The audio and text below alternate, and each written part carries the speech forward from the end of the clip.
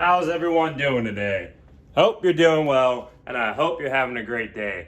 If you're unfamiliar with me, my name is Bungle. I like to do whiteboard presentation videos, and today we're going to be talking about the World War II free-to-play first-person shooter, Enlisted.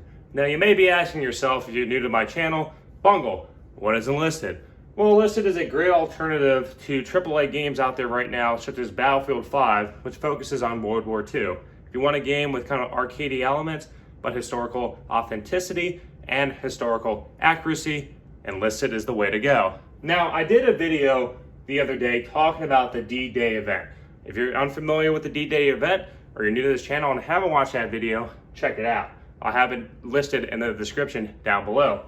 Now, this is the tips and tricks, all right? This video is going to be talking about, hey, how did Bungle do this event to go and complete all these orders and all these tasks? Because I feel as a content creator, I can sit here on my chair or whatever and upload videos saying, hey, you know, this is what I would do, you know, blah, blah, and I don't do it, right? So it's kind of that hypocrisy. I want to go and show, hey, this is what I did to do this event, because I did it, as you can see. And from there, I'm going to go share my tips and tricks, so that way if I can do it, I'm sure you can do it as well. Now, starting off right away, right, we're going to go down the task you have to do. Remember, they're in sequential order. So regardless if you're finishing first in your team all the time, unfortunately, you're going to have to follow the order. So starting off, your first order is you're going to have to win a battle, or just play a match. Just play a simple match. Play as the Allies, play as Germans, doesn't matter, play the match. All right, that's done. Next is win 3 battles. Okay, I said this yesterday in my D-Day event video, but I'll say it and stress it again. I played both sides during this event, and I mostly stayed with Germany because when I dipped to the Allies, especially when we go down to the other challenges that I recommend doing, the Germans just steamroll the Allies. Like, I would say 80% of the time I would win. So definitely stick with the Germans. The Germans are definitely a great way to go. Now, moving forward, right? So we got the wins there. Next one is the machine gun kills. How do you get the machine gun kills, Bungle? Well, it's pretty simple. You can play as a machine gunner class, and I'm gonna have a video coming out soon talking about the $20 bundle that's up right now. Highly recommend picking it up. The BAR bundle for the Germans and for the Allies, because you can also press H when you're firing that weapon, so it can go from semi-automatic and becomes a great long-range rifle. So there's that as well. So using that class, any machine gun class, you will get points to that 100 plus kills you have to get with a machine gunner. Now keep in mind too, if you're playing Normandy, such as the invasion of Normandy on the beach, if you're playing as the Germans and you're using the machine gun nest or whatever, that can count as well, especially if you're an engineer. If you ever watched my engineer class video, I'll have a link to the description down below. Check that out as well. You can build an MG nest and use that to kill enemies. So that counts as well. So to keep that in mind. That event, I would say up to that point, it's pretty easy. It's pretty simple to do. Now the big part, moving next, is getting 60 kills with the rank 4 soldier. Or I think it's 100 kills. One of the two. I think it's 60. Correct me if I'm wrong in the comments. You have to get like 60 plus kills or whatever with the flamethrower. And this is where I'm going to have to say you have to play the US. And I'm going to say why. The US, 90% of the time, is attacking the Germans. So you're going to have to be aggressive. If you're playing as the Germans and you're kind of camping, you will get bored. You kind of have to get frustrated and kind of run out there and try to, flamethrower people. Keep in mind too, probably most of you watching this video aren't at the high level of the campaign level for Normandy. I'm at like level 14 right now for the campaign. So I don't get access to the M2 flamethrower, I get the M1. And I think with the Germans, they get like the flamethrower 35 or something. So the difference between those two is 1, the range, 2, the lethality. So one of the problems I ran in with the M1 sometimes, you would be burning opponents and they usually would just, if it's bots, the bots would just stop and just bandage and you'd be good to go. And the time to kill and everything like that wasn't as strong as someone, let's say, using an M2 or the flamethrower, I think 41 or whatever. So keep that in mind, right? This is probably gonna be the hardest challenge of this event so far. So what I recommend doing is you play as the US, use the American flamethrower line, try to get in there, try to duck around and move around cover to try to, see where the enemies are coming from, their avenue of approach and everything, and try to avoid getting in direct contact. Rush into objectives and use your flamethrower. Now also keep in mind with playing that as well, you will die It happens a lot. Sometimes you get no kills with a flamethrower. And I don't mean to condone this type of gameplay, but be very, very, very aggressive when you're playing your other vehicles, because the quicker you die, the quicker you respawn back into the flamethrower class. I think it takes like 2 or 3 deaths playing different squads to get back into the flamethrower class. And you can run out there and start burning stuff. So yeah, that's what I did. That's what I recommend. I'm not saying go YOLO and just throw your team away in the burner, but be very, very aggressive. And then from there, you get the respawn quicker back into the flamethrower class. Basically, that took me like 3 to 5 games to get done.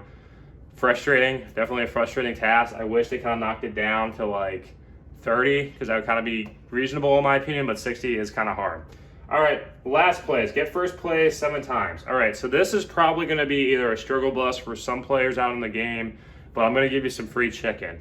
And you wanna play vehicles, all right?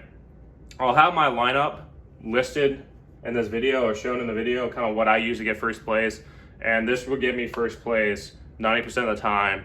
I'd say at least one time I'll get second, all right? But that's usually in like a conquest game mode or something like that, where vehicles aren't strong. You want to use vehicles. You want to use vehicles because, one, you get kills, and those kills also turn to assists. Your assists start racking you up points. So let's say you're playing the Panzer 3N, which actually I took out, and that thing's completely broken in my opinion. Spamming 75mm HE howitzer shells at the enemy. You get points for assists and all that. It starts racking up, and I think one game I broke like 10K points or something doing that. So yeah, it's insane. So I would recommend playing tanks, playing Germany, playing tanks.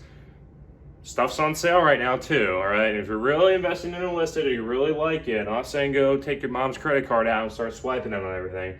But the Panzer 3M, I did a review on that as well. Check it out in the description down below.